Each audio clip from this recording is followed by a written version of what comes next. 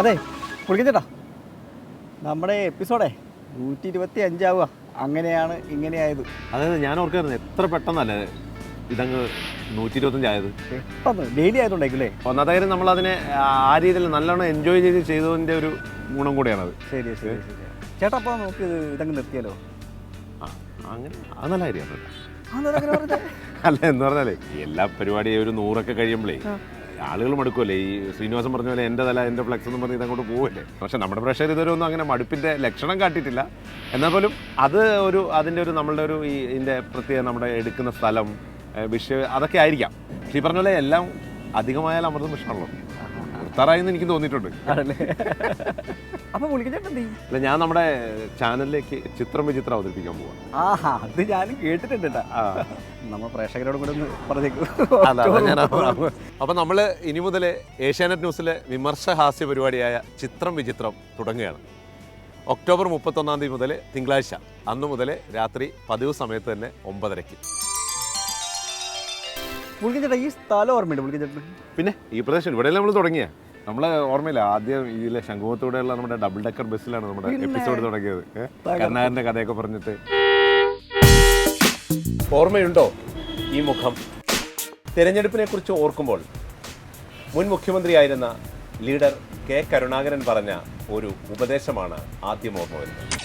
അങ്ങനെ തുടങ്ങിയത് തന്നെ. അപ്പോൾ ഇതിൻ്റെ ഈ ലൊക്കേഷനും ഇതിൻ്റെ ഒരു വ്യത്യസ്തതയൊക്കെ ഭയങ്കര, ആളുകളും പലപ്പോഴും നമുക്ക് കിട്ടിയ ഇതാണല്ലോ റെസ്പോൺസും അത് തന്നെയായിരുന്നു. നമ്മളുടെ ഒരു രീതി ഭയങ്കരമായിട്ട് കിട്ടും. പിന്നെ നമ്മുടെ മലയാളത്തിലെ ആദ്യത്തെ ഓൺലൈൻ പ്രോഗ്രാമാണല്ലോ, അങ്ങനെയൊക്കെയുള്ള ചില ഓൺലൈൻ ഡെയിലി പ്രോഗ്രാം.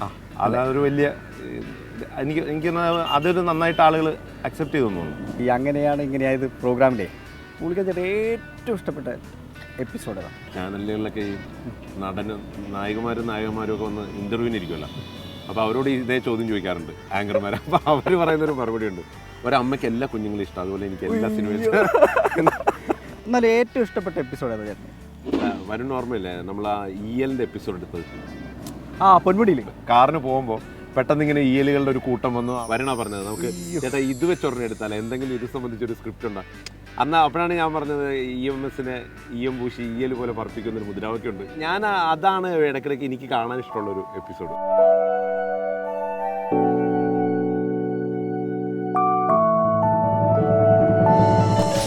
EMSനെ EM പൂശി ഇയൽ പോലെ പറപ്പിക്കും എന്നായിരുന്നു ആദ്യ തിരഞ്ഞെടുപ്പ് കാലത്ത് കേരളം കേട്ട മുദ്രാവാക്യങ്ങളിലൊന്ന്.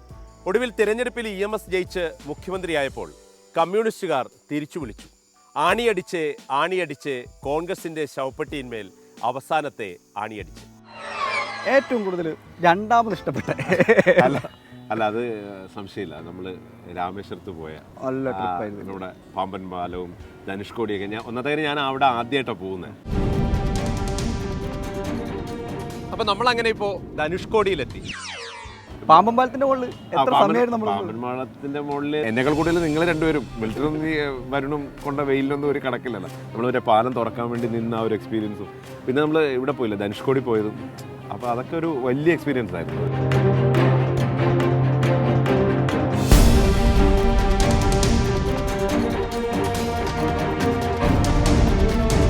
എനിക്കുകൊണ്ട് നമ്മുടെ കാഴ്ചക്കാരിൽ ഏറ്റവും അധികം കണ്ടത് ആ എപ്പിസോഡുകളാണ് എനിക്ക് തോന്നുന്നത്. പാമ്പൻ പാലവും ഏറ്റവും കൂടുതൽ ആളുകൾ കണ്ട എപ്പിസോഡ്.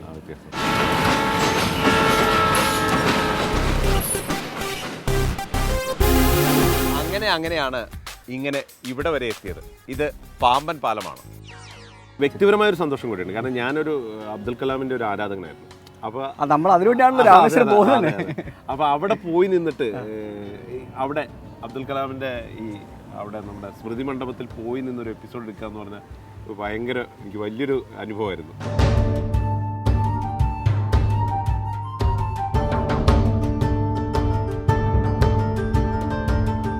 അബ്ദുൽ കലാമിൻ്റെ സമാധി സ്ഥലത്താണ് ഞാൻ നിൽക്കുന്നത്. പ്രധാനമന്ത്രിമാർ മുതൽ മുഖ്യമന്ത്രിമാർ വരെയുള്ളവർ ഒരുപാട് പ്രഖ്യാപനങ്ങൾ നടത്തിയെങ്കിലും ഒരു കല്ലുപോലും ഇന്നുവരെ എടുത്തു വെക്കാനായിട്ടില്ല എന്നുള്ളതാണ് ഒന്നാം ചരമവാർഷികത്തിൽ നമ്മൾ ഇവിടെ കാണുന്ന കാഴ്ച. പിന്നെ നമ്മൾ ഓരോ വിഷയങ്ങൾ, വ്യക്തികൾ, പിന്നെ നമ്മളൊരു റോബ്ലിങ്ങിനെ കുറിച്ചുള്ളൊരു എപ്പിസോഡ്, അത് ആ ഗംഭീര ഒരുപാട് പേര് കണ്ട ഒരു എപ്പിസോഡാണ്.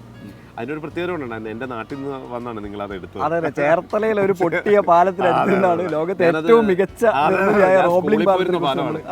അങ്ങനെ ആ പാലത്തിന്റെ തൂക്കുപാലങ്ങൾ നിർമ്മിക്കുന്നതിൽ വിദഗ്ധനായ റോബ്ലിങ്ങിന്റെ ഏറ്റവും വലിയ സ്വപ്നം മാൻഹട്ടനും ബ്രൂക്ലിനും കുറുകെ ഒരു തൂക്കുപാലം നിർമ്മിക്കുക. തൻ്റെ ആഗ്രഹം പൊതുജനങ്ങളോട് പറഞ്ഞപ്പോൾ എല്ലാവരും പുച്ഛിച്ച് തള്ളി. എഞ്ചിനീയർമാർ വരെ അത്തരത്തിൽ തന്നെ വിധിയെഴുതി. ഇനി അഥവാ പണിതാൽ തന്നെ ഏതാണ്ട് ഈ പാലം പോലെയാകും അവസ്ഥ എന്നായിരുന്നു വിധിയെഴുത്ത്. ഈ ടെലിവിഷൻ മീഡിയന്ന് പുള്ളിക്കച്ചേട്ടൻ ഈ വെബിലേക്ക് വന്നപ്പോൾ പുള്ളിക്കച്ചേട്ടന് ഏത് രീതിയിലുള്ള മാറ്റാ തോന്നിയത്? പെട്ടെന്നായിരുന്നല്ലോ ഈ ഡെയിലി വെബ് എക്സ്ക്ലൂസീവ് പ്രോഗ്രാം പറഞ്ഞാൽ എനിക്കൊരു അത്ഭുതമായിരുന്നു. പിന്നെ ഇത് എങ്ങനെയാണ് എന്താണ് എന്നുള്ളത് ഞാൻ ഒന്നാമത്തെ കാര്യം വളരെ ഒട്ടും ടെക്നോസാവിയായ ഒരു മനുഷ്യനല്ല ഞാൻ നമ്മുടെ സാധാരണ രീതിയിലൊക്കെ പോകുന്നതായതുകൊണ്ട്. അപ്പം നിങ്ങൾ എടുത്ത് എപ്പിസോഡ് ഒരു 4-5 എണ്ണം ആയപ്പോഴാണ് ഞാൻ ശരിക്കും കംഫർട്ടബിൾ ആയത്. കാരണം വെച്ചാൽ വളരെ മറ്റേ നമ്മൾ ടി വിയിൽ നമ്മൾ ഒരു പ്രോംപ്റ്ററിലൊക്കെ നോക്കി അങ്ങനെയല്ലേ പറയുന്നത്. പക്ഷേ ഇത് അങ്ങനെയല്ലോ, വളരെ ഓഫ് ഹാൻഡായിട്ട് വർത്താനം പറയുക, വളരെ ഫ്രീ ആയിട്ട് സംസാരിക്കുന്ന പോലെ പറയാം. അതൊരു വലിയ എക്സ്പീരിയൻസ്. പ്രിയമുള്ള കലാസ്നേഹികളെ, ഞാൻ ഇന്ന് പറയുന്ന കഥ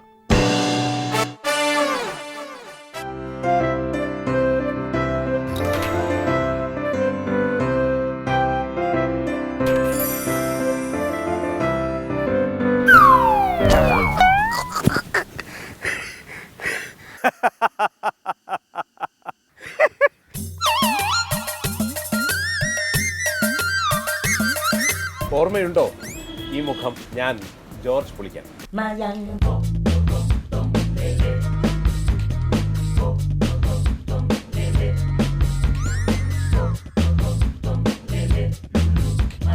ഏതായാലും AKG പോലെ മതിൽ ചാടാൻ പറ്റിയ പ്രായമല്ലാത്തതിനാൽ അയ്യോ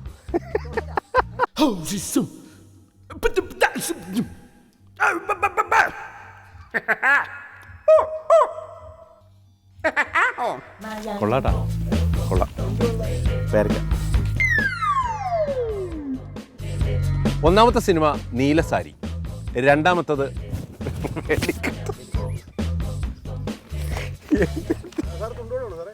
അല്ല ഇത് കേട്ടാൽ അങ്ങനെ തന്നെ തോന്നൂല. 3 നീലസേരി, വെടിക്കെട്ട്, ഇവളൊരു നാടോടി. അപ്പോഴത്തേക്കും ഒരു KPCC മെമ്പർ പോടാ പട്ടി എന്ന് വിളിച്ചു. Ford card ready. ഈ നമ്മുടെ ഫോർഡ് കാർഡ്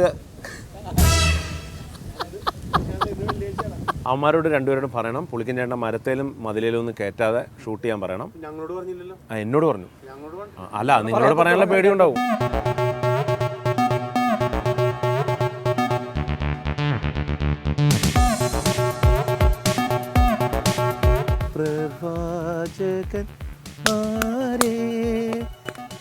ഇനി ഇഷ്ടികയുടെ പുറത്ത് കയറി നിൽക്കണോ? അത് ഇഷ്ടികയെടുത്ത് ഇങ്ങനെ പൊക്കി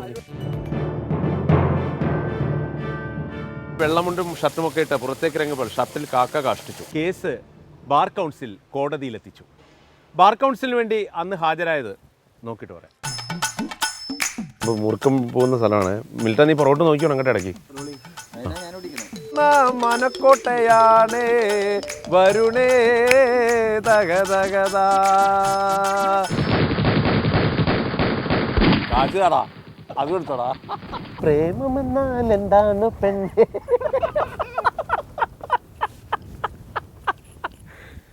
അത് മനസ്സിനുള്ളിലെത്തിയ.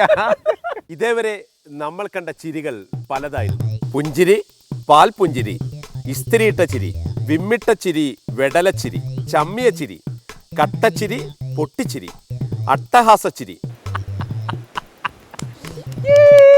ഇല്ലാത്ത ചിരി, വല്ലാത്ത ചിരി, എല്ലാം അവസാനിച്ചിരിക്കുന്നു. അങ്ങനെ കഴിഞ്ഞിരിക്കുന്നു.